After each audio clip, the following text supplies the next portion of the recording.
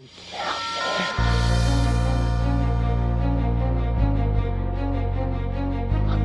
out, man. You can't handle the truth.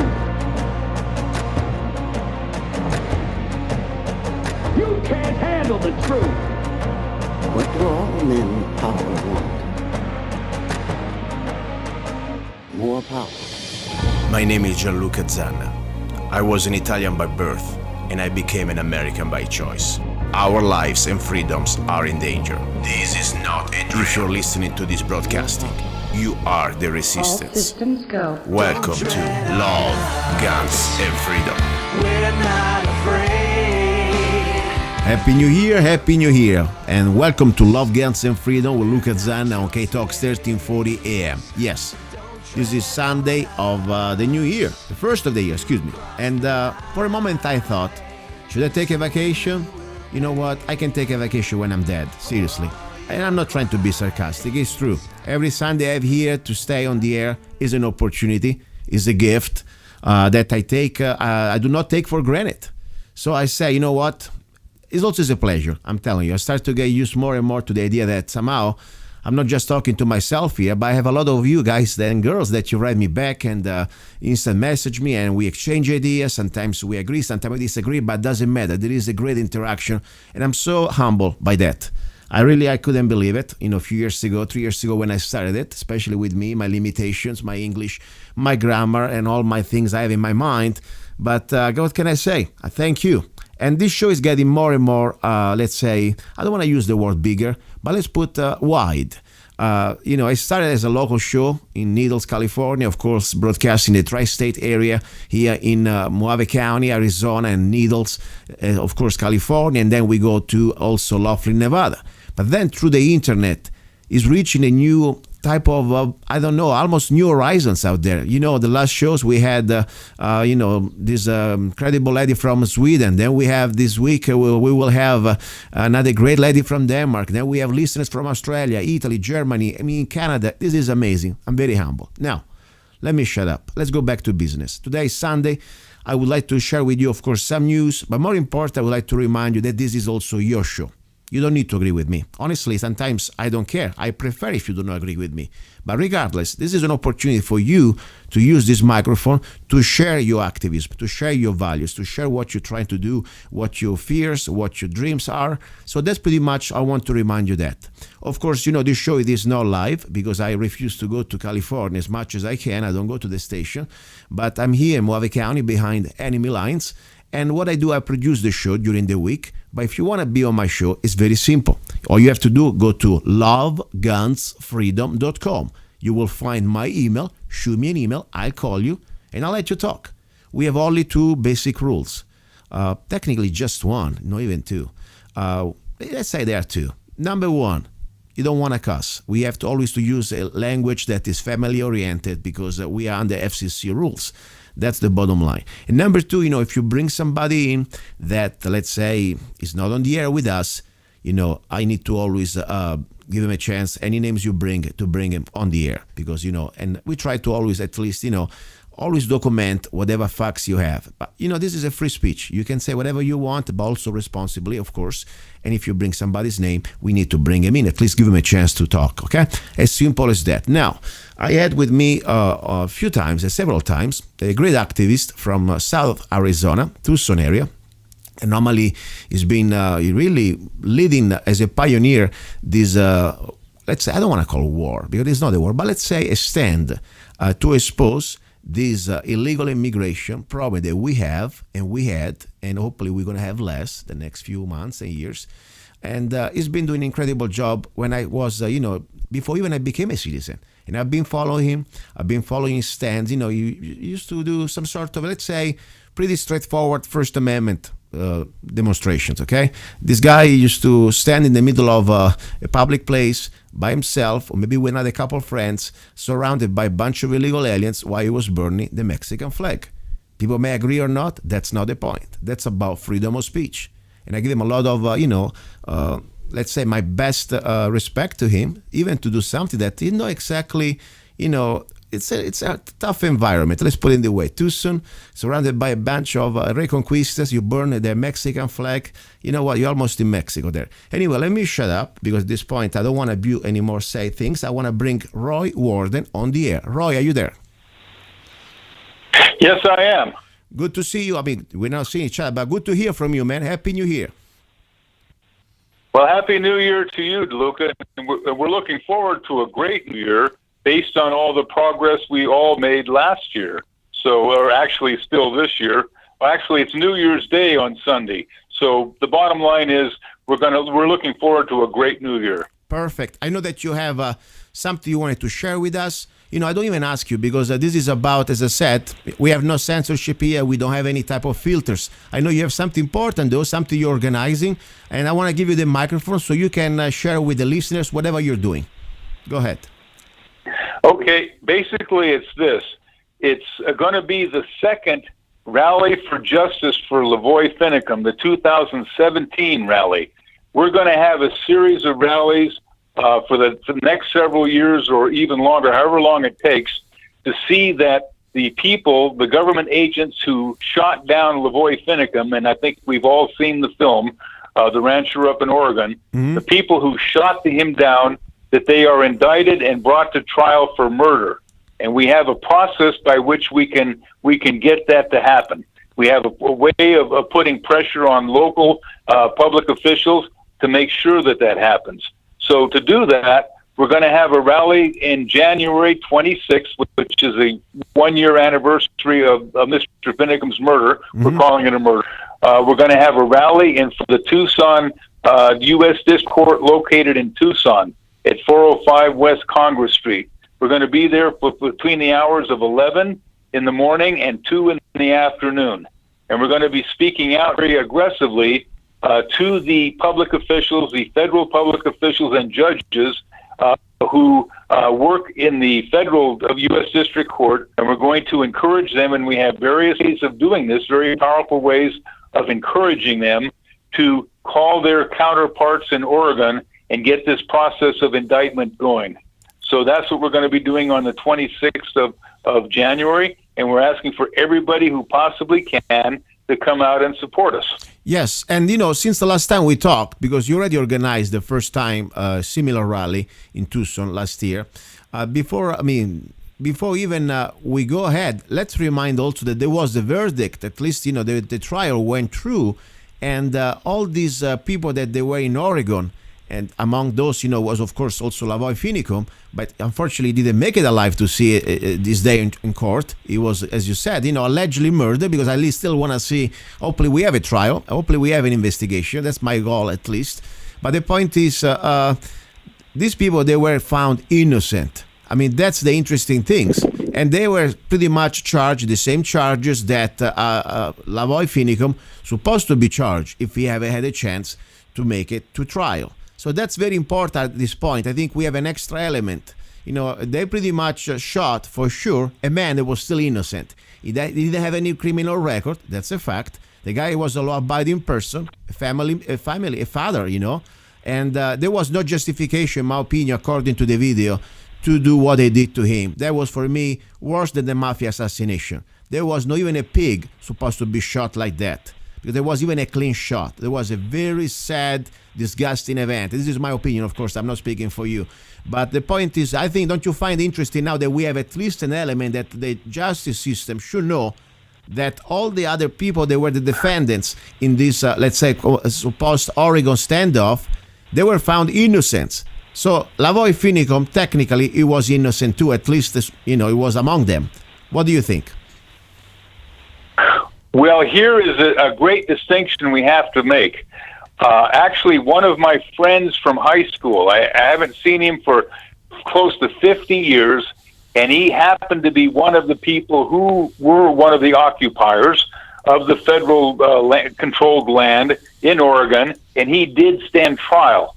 Now, you have to understand, the people that were there, that were in the Federal Reserve, they all were guilty of trespass. Okay. Trespassing without authority on federal control land. But as often happens, the federal government overcharges because they want to make an example of people. They wanted these people to do serious time in jail, so they overcharge them with threatening federal agents with a gun and various other much, much heavier offenses that would require many years in jail. And what the jury decided is that these people were not guilty of threatening federal agents with a gun. They were not guilty of that, and they weren't ever asked to decide whether they were guilty of trespass or not, because the government didn't want to charge them with trespass, because it being such a minor offense, they thought the jury might go to that. So they wanted to put the jury between a rock and a hard place. Either you let these guys go, or you find them guilty of threatening a federal officer with a gun. And so these people were able to beat the rap, so to speak, on that very, very serious charge. And since they never were charged with trespass, they went free. Yes. So you have to understand the distinctions there. You have to understand what actually happened at the trial. Yes, that was very good detail you gave it, for sure.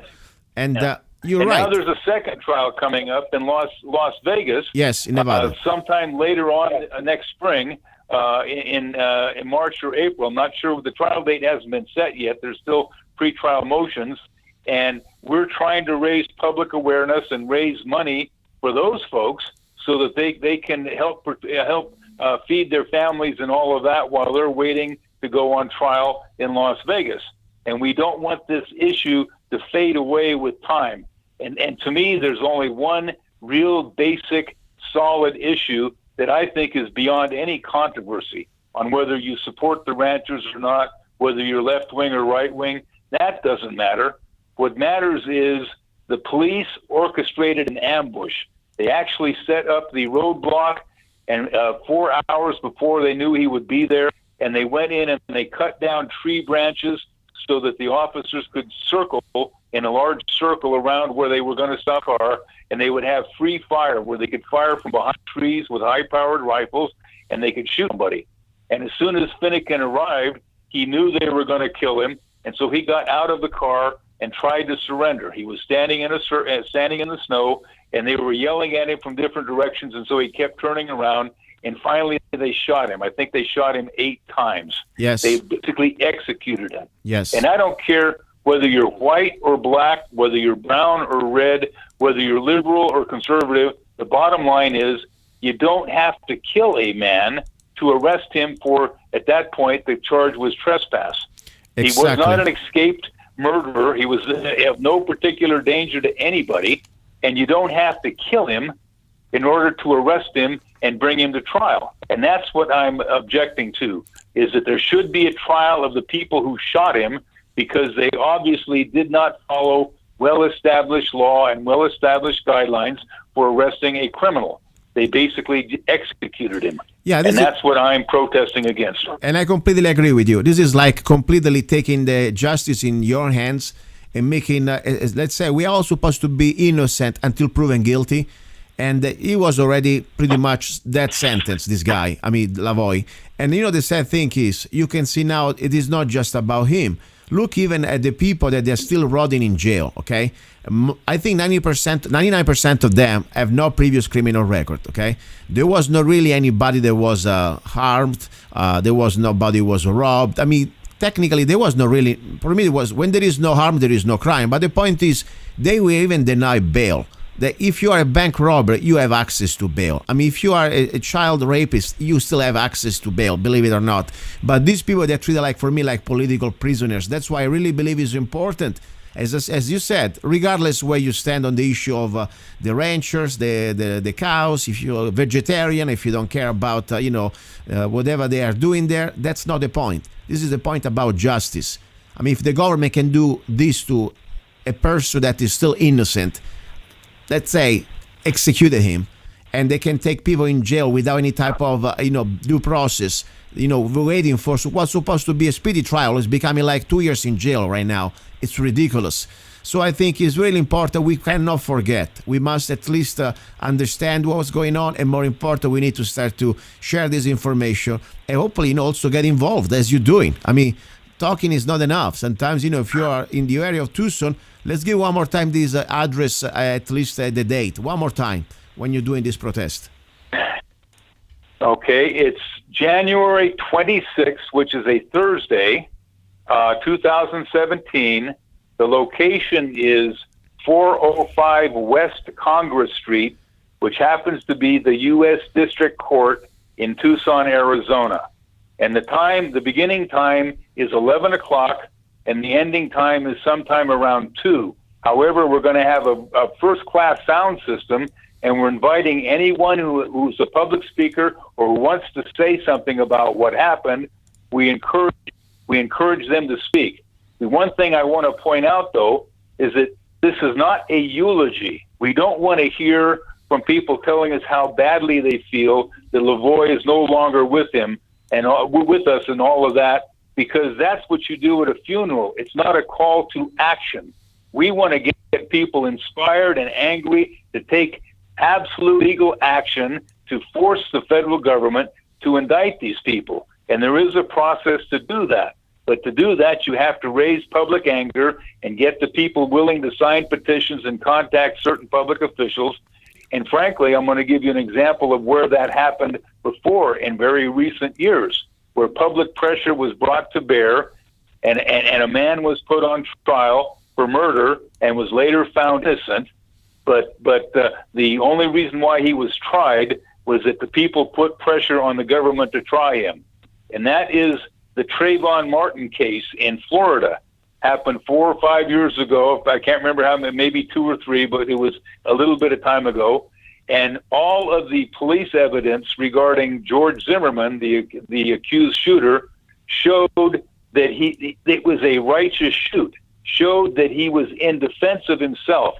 He was lying on the ground, and Trayvon Martin was on top of him, pounding him in the face with his fists, and witnesses saw that, testified to that. And when Trayvon Martin, when George Zimmerman pulled his gun and shot him, it creates a path where the bullet went, and all of that. And all of that evidence proved without any doubt that George Zimmerman was on the ground, Trayvon Martin was sitting on him and punching him in the face. A much, much stronger kid than Trayvon Martin was a very powerful. He wasn't a kid. He was a young man and very, very tough. And so Zimmerman shot in self-defense. And so there was no reason to indict him or try him at all. The police said, look, there's no crime here. But nonetheless, public pressure brought to bear upon Obama and other federal officials led to an indictment of George Zimmerman. And he was put on trial for murder. Yeah. Now, and of course, later found innocent. Now, the important distinction is all of the evidence that we know about LaVoy Finicum points to the fact that the people who shot him are guilty.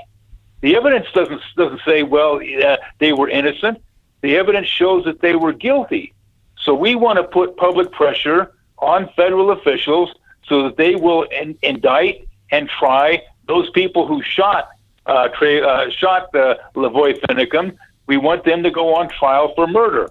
And we say, well, if you can indict an innocent man, a man that looks like he was innocent, and try him in Florida, you can do the same thing up in Oregon with LaVoy Finicum, because justice is supposed to be colorblind. Justice is supposed to be equal. But in this case, there has been no justice for LaVoy Finicum. There has been no trial for the people who shot him.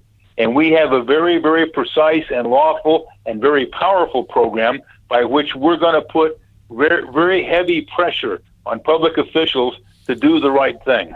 Yeah, this is very important. You're right. Unfortunately, that's the justice is supposed to go on its own course, but unfortunately, it's us. We are going to be watching the watchers. That's the idea, and we cannot just be silent. Now, another important thing, I know that you post me on instant message on Facebook. You were talking about, for example, buying a sort of a concealed carry holster. If you have any question, I will hope to help you out in my humble way, as I can. If you have any question about concealed carry, I would like to remind you that I just got my certification with NRA as instructor, and also I will be starting CCW classes in Arizona, of course. It's going to be called Arizona Concealed Carry Permit classes. So in my humble way, I would love to at least answer to your question if you have any question. Well, the one question was, you think that is a good holster? If one is to get one holster for concealed carry, is that a good holster to get? It's a different design than most carry. It's supposedly accommodates any size of weapon. It doesn't matter what size it is. It will accommodate that. And I just didn't know whether you thought it was a useful device. Yeah, let me tell you generically, I do not like generic holster. I believe that every gun should have a dedicated, specific holster. I mean, there may be some exception, but the bottom line is, I really believe that every gun is supposed to have a specific molded holster. My favorite holsters are made of Kydex. It's a sort of, let's say, plastic, looks like plastic material, but it's very resistant. Normally, they are molded exactly for the specific model of your gun.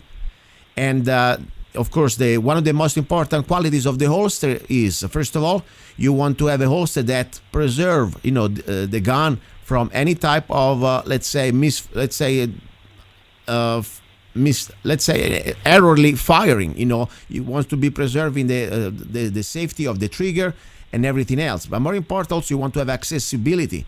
And you want to be durability. And what I think I realized, normally there are three different type of holsters. You start with the Kydex. They are dedicated holster for the specific gun. My opinion, the best. And they're not even that expensive, by the way.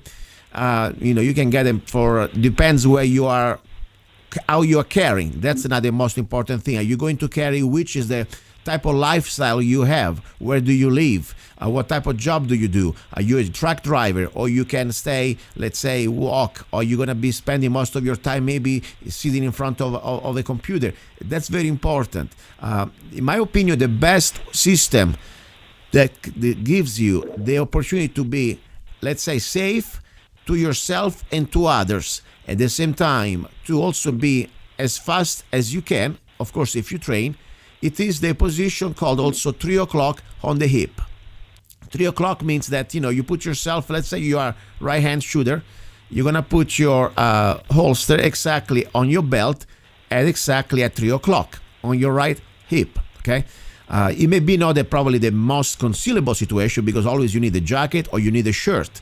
But the point, that's the safest in my opinion, because you know that your barrel is always going to be pointing in a safe direction, and it's going to be also the faster system to present the gun into a fight, if God forbid you have to. All the other systems may be compromises. Let's say if you have to go really undercover, then you can have, for example, also that they're going to be inside, let's say, your shirt. Sometimes they are so concealed that they are inside completely part of your t-shirt. Some could be, for example, like a 1 o'clock. They call also, the index. But the point is, for example, every time you start to move this gun, you must remember where the barrel is going. Now, a second level of holsters are the leather holster. Leather is a good material, but unfortunately, it will change with time. It will start to loosen up. So you need to also remember that one of the most important things that you want to have out of the holster is the safety in retention. You want to be sure that this holster is not going to let you down if you are running around, or if you are, let's say, in a strange position, or even you just bend over and the gun is going to fall. Or somebody, let's say, behind you, or in a point that he can somehow jump on you, easily can snag the gun out of the holster if there is not a basic retention. But, leather is still a good compromise if you take care of the leather. The last thing I would like to stay away is the Velcro or the generic holster that somehow they say they can somehow mold everything. It doesn't exist, because the retention is very, very little. Even if this holster that you're showing me, I know it's a better quality, I understand that. But in my opinion, depends. It's something that, you live, after all, you live in Arizona, okay? So you can conceal it, but at the same time, you don't have to worry. Let's say for a moment you have a moment that your shirt shows your gun. It is not like you were living in California or in other states that you will be punished if they see for a moment your gun. I mean, you can conceal, but at the same time, you don't have to go completely deep undercover concealment. So if I were you, first of all, let's see, which gun do you have, or would you like to buy?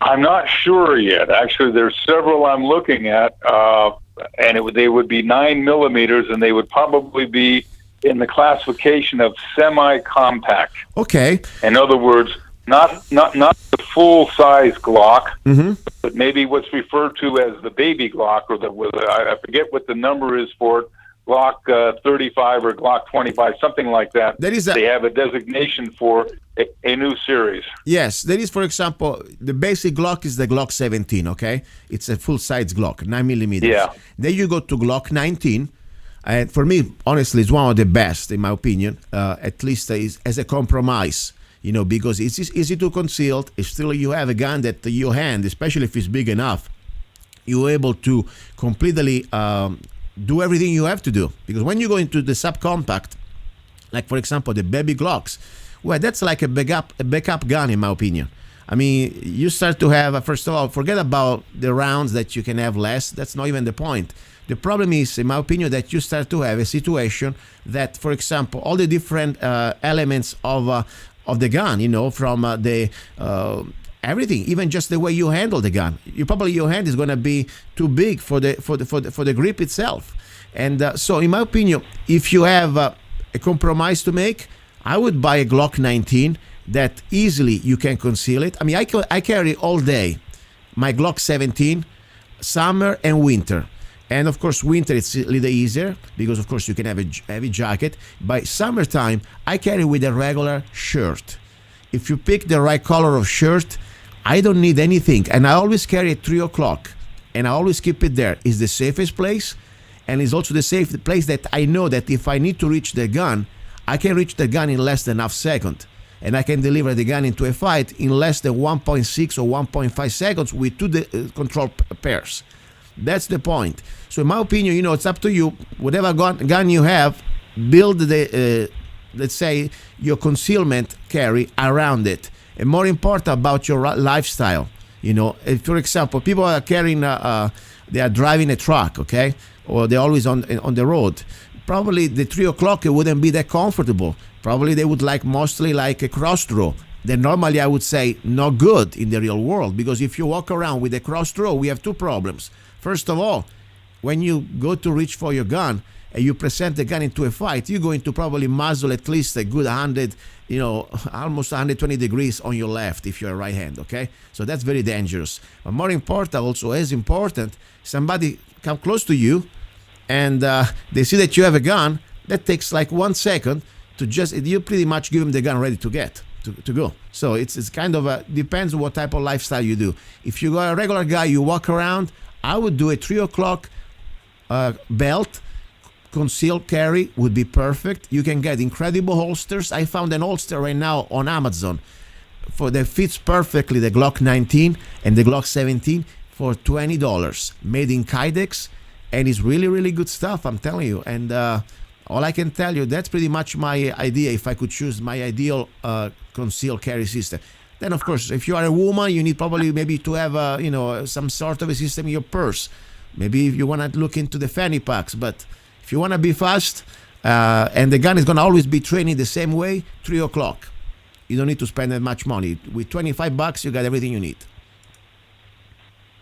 That sounds good to me. And one thing you said is particularly important.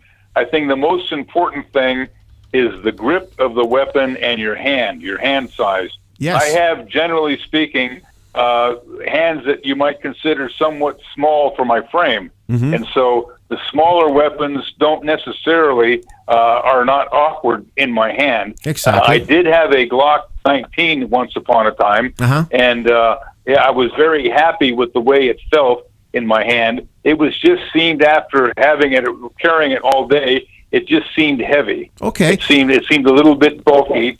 And I was irritated with it, and sometimes I wouldn't carry it. And that's not good. Because that's not good. Awkward. I felt it was awkward to carry. And then try, go to a shop and try the Glock 26. That's the subcompact, as we were saying. It's called the baby Glock.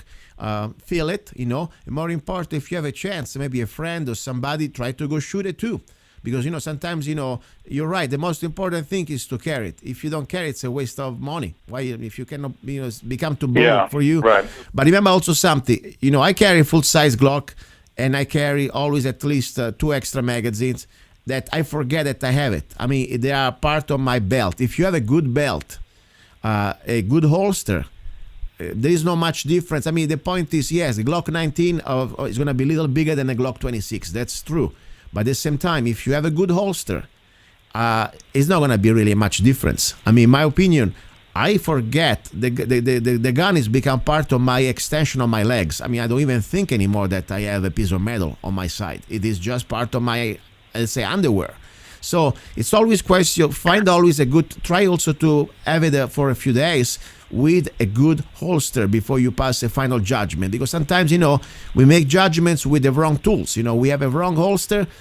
Even a rock would be too much to carry, sometimes. But whatever works for you. Right. Everybody's a different hand. Everybody's a different person. But more important, you always find a way that something is comfortable for you and you can carry. Glock 19 is a great choice. 26 would be also a great choice. It's always a Glock. As I said, it's a little, for me, would be a backup gun. I have a Glock 26 and I use it like a backup because normally what I like, I can always swap magazine. In case I need to, I can use my Glock 17 magazine and put them in a Glock 26. So let's keep it simple. And more important, if you train with one system, let's say you have one type of holster, you stick with that. So you don't want to just have your holster, but you want to train with that. And whatever you train, you carry. And I would suggest also the gun. At that point, whatever you have is going to work because you make it work. Okay? That sounds good to me, Luca. Hey, thank you. Let me know then whatever you buy, I'm curious to know, okay? Let me know. I will, okay? Thank you very much. Thank you. Happy New Year. And that was Roy Warden from Tucson. This is Loga, and you're listening to Love, Guns, and Freedom on K-Talks 1340 AM. Now, little break, and then we go in a second part of the first hour, and we will broadcast from a very interesting location. Yes, I will be broadcasting from a 100,000 and 150,000 at least expensive, super duper Maserati car. But why? It's because it is about freedom. And we will talk why. So don't go away, ready to broadcast and to listen from this very interesting location. Do not go away. Hey, you. Yes, I'm talking to you.